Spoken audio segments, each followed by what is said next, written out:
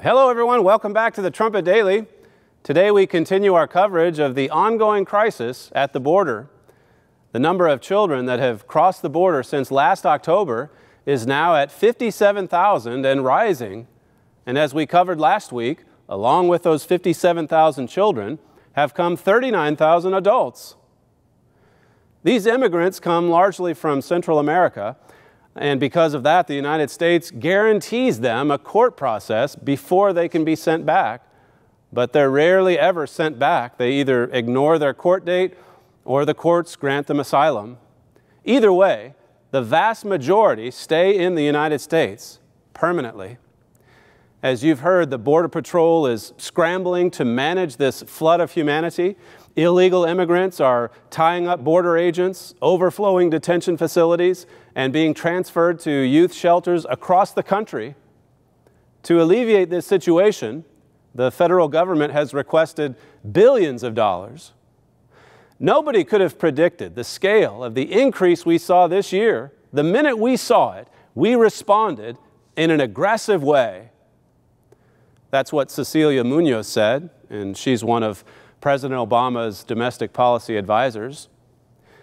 Over the past 2 years, Obama administration officials have been consistent in declaring that America's southern border is more secure than ever. Even though few people believed it, the White House stuck with that talking point. But now there's evidence that the Obama administration wasn't in denial. They knew what was going on. Immigration workers and Border Patrol officers have been warning Washington for some time about this problem and how it's been escalating. How did the White House respond to this information about the supposedly secure border? Here's what the Washington Post reported on July the 19th. The administration did too little to heed those warnings, according to interviews with former government officials, outside experts, and immigrant advocates, leading to an inadequate response that contributed to this summer's escalating crisis. One former senior federal law enforcement officer told the Washington Post that border security agents and immigration officers were ringing alarm bells, but those alarms were drowned out by other political concerns, like President Obama's 2012 re-election campaign. That enforcement officer said, there were warning signs, operational folks raising red flags to high levels in terms of this being a potential issue. All this time, the message from the White House was consistent. The border is secure. Is it true that America's border was more secure than ever? Is it true that nobody could have predicted the scale of the increase we saw this year? The answers to those questions tell us a lot, not only about this crisis, but about America's leadership.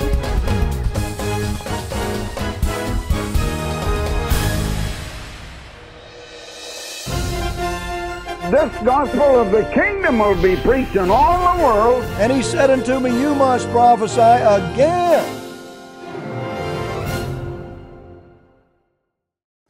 If you go back to 2 years ago, the overall statistics for illegal immigration into the United States, it was actually slightly declining, except for the increasing flow of youths together with their adult either parents or escorts coming from those Central American nations that we've been hearing about so much in the news. That Washington Post article that I quoted to you there at the top, I'm going to have quite a few quotes from that today because it was an in-depth piece just about a week ago on the backstory leading up to this crisis, which if you listen to some of the officials in government, they talk about it in terms of it being a complete surprise when, as I said at the top, there really were warnings all along. This is from that Post article. And again, this is a newspaper that's been fairly supportive of the administration overall. It says, by 2012, the Border Patrol and U.S. intelligence agencies began noticing a shift of activity to the Rio Grande Valley in Texas, one they had anticipated in 2012. They anticipated this. But the White House says that it was caught by surprise. Really, though, if you look back just a couple of years ago, even some of the leaders, there was a conference held in 2012 in Washington, D.C., of all places, where they had the first ladies of the presidents down in Central America, the first lady from Guatemala, who was talking about the oncoming crisis. She said it was worrisome, the number of people that were fleeing her country and then making that long journey across Mexico. And this, as I said, was going on. This conference was happening right in Washington, D.C., right in the backyard of the White House, you could say. This is from May 2012. You've probably heard about the warning that Texas Governor Rick Perry sent to Washington.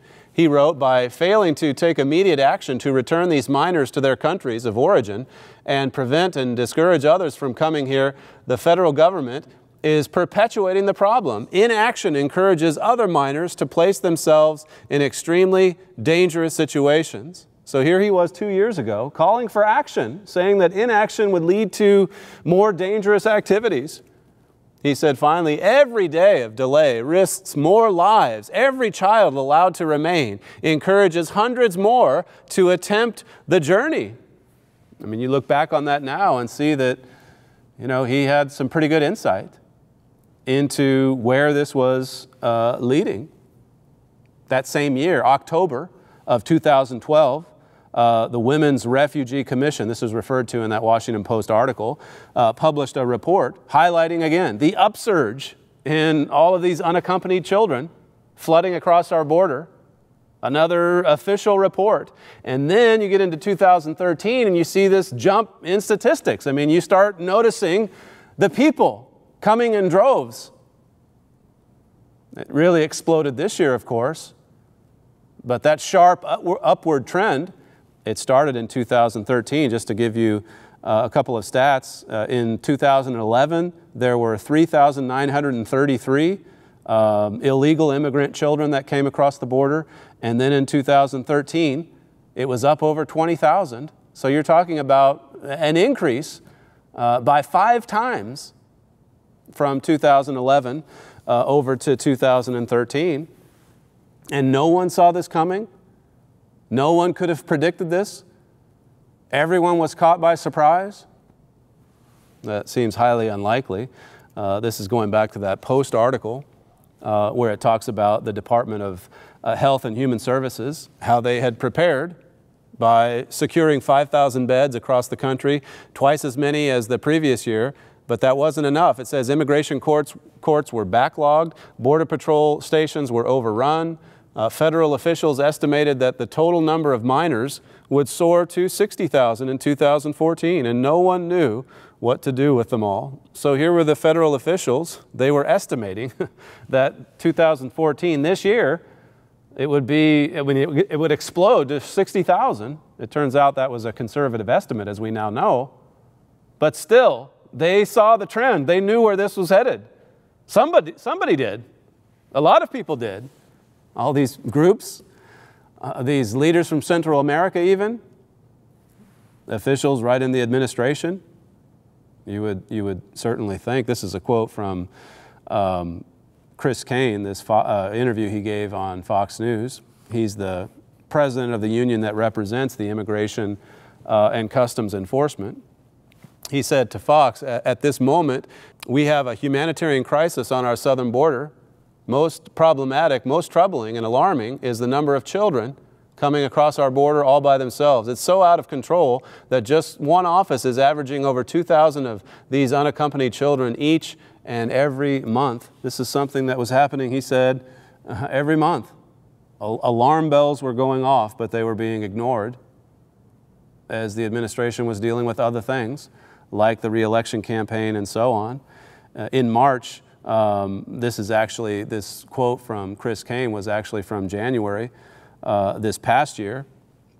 Switching back to the Washington Post from last week, it said top officials at the White House and the State Department had been warned repeatedly of the potential for a further explosion in the number of migrant children since the crisis began escalating 2 years ago, according to former federal officials and others familiar with internal discussions, the White House was directly involved in efforts in early 2012 to care for the children when it helped negotiate a temporary shelter at Lackland Air Force Base in San Antonio. So the White House was involved, looking for shelters, ordering the beds and so on, and as we'll see here in a second, upping the budget for those that were going to care for these children.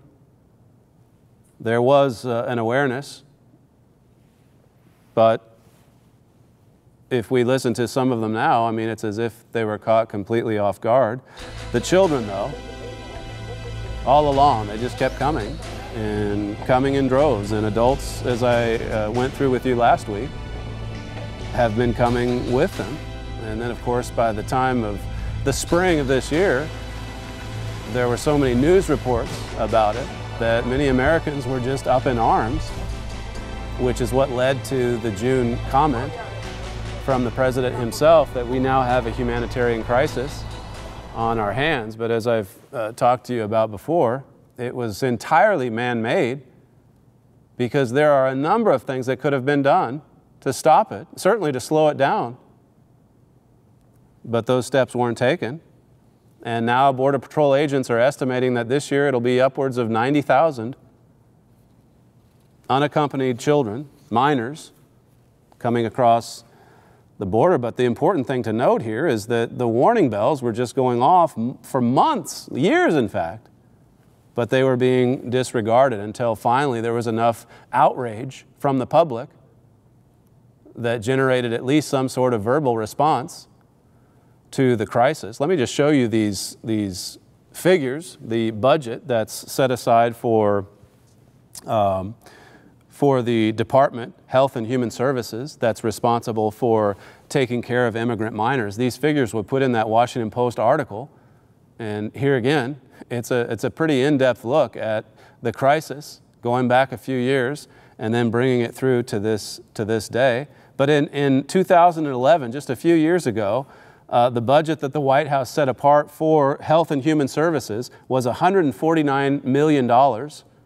And again, they're the ones responsible for taking care of the immigrant minors. In 2013, the budget was $376 million. So it more than doubled over that 2-year period. And then for fiscal year 2014, the department requested $495 million. And by the time the budget was finally approved in January, just of this past year, January 2014, the budget set aside for this Department of Human Services, it was $868 million.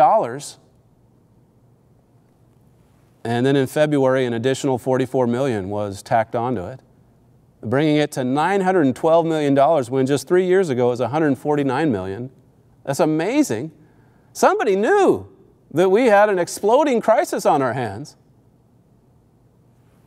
And they were setting aside money for it, but doing nothing to actually address the cause of the problem, as we've been pointing out in several of these programs on the subject, dealing strictly with the cause, managing the crisis, and not dealing with the cause of the problem. And so what happens? Well, the problem gets worse. It always does. This is quoting from that Post article, quoting a source. It says, was the White House told there were huge flows of Central Americans coming? Of course they were told. They were told a lot of times. That's from a source that was on the inside in the administration, talking about the strategy of the administration at the time. It says, was there a general lack of interest and a focus on the legislation? Yes. That's where the focus was. There was a lack of interest in the problem, and just, of course, you heard a lot about immigration in the we need immigration reform sense, but nothing was done to address the problem or to even respond to those alarm bells. The Post then continued to document the warning signs. It said Democrats recognize the urgency but feared that if they raised too much of a public outcry, it would create political blowback for the Obama administration's push to pass a comprehensive immigration overhaul. Democrats worried that the escalating border crisis would help Republicans make a case that the administration's policies had failed. And so what did they do instead? Well, they just tried to keep it quiet. They didn't want a crisis on their hands. In other words, it was just all political.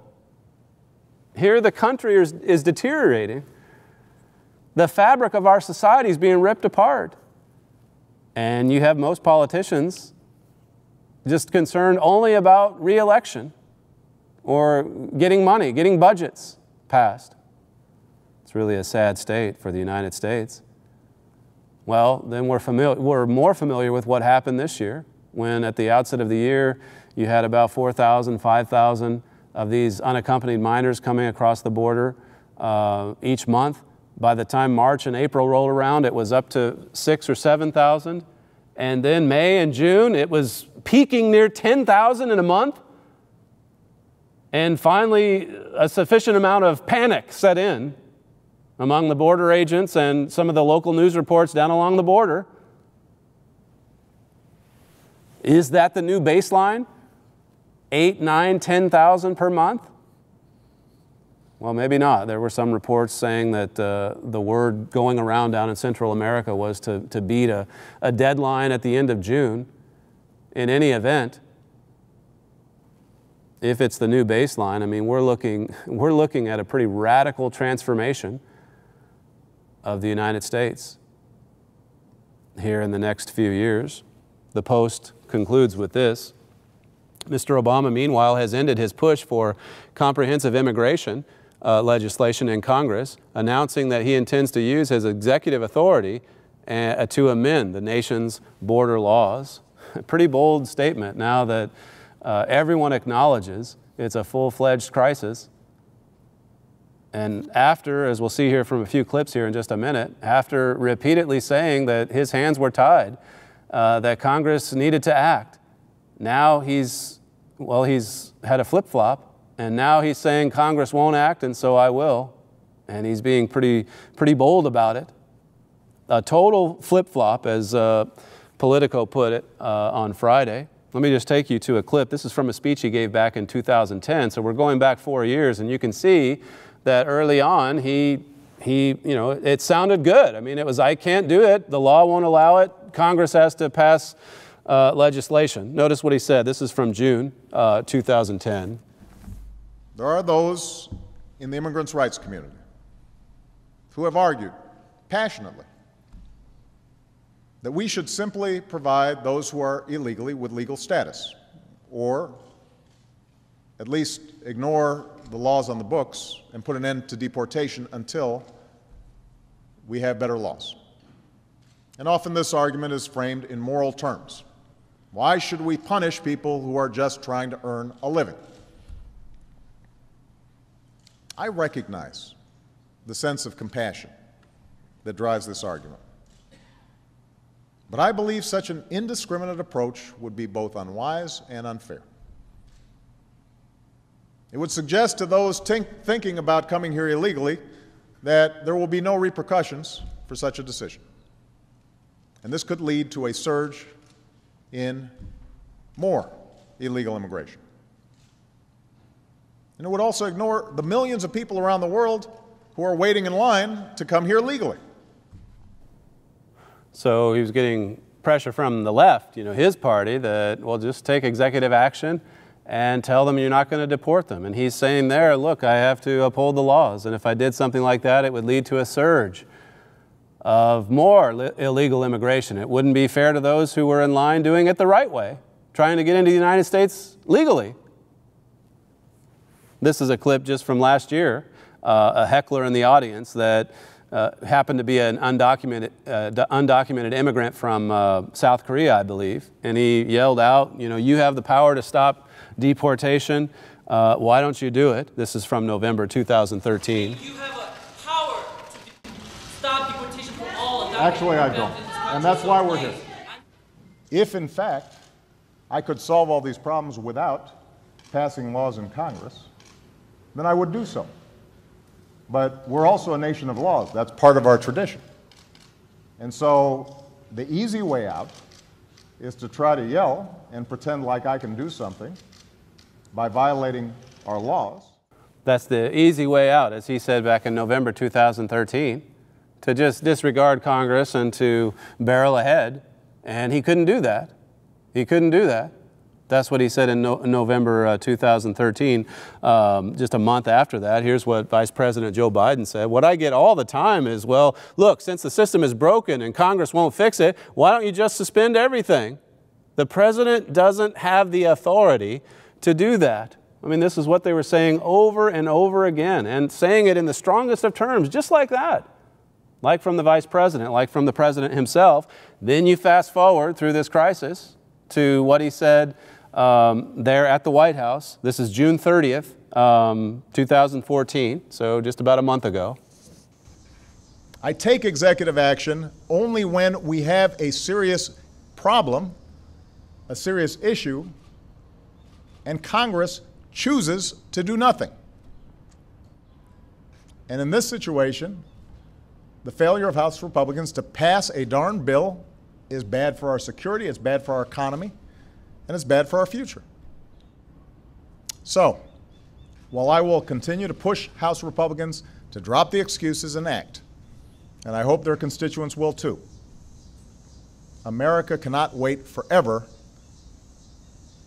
for them to act. And that's why today I'm beginning a new effort to fix as much of our immigration system as I can on my own, without Congress.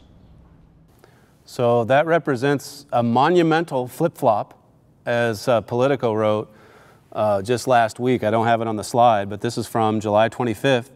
It says, Mr. Obama's pledge to use his executive powers by the end of the summer marked both a dramatic reversal in rhetoric and a major strategic shift on immigration. It says the president is no longer emphasizing his own powerlessness, but rather his determination to fix much of our immigration system as I can on my own without Congress, quoting that clip we just showed you.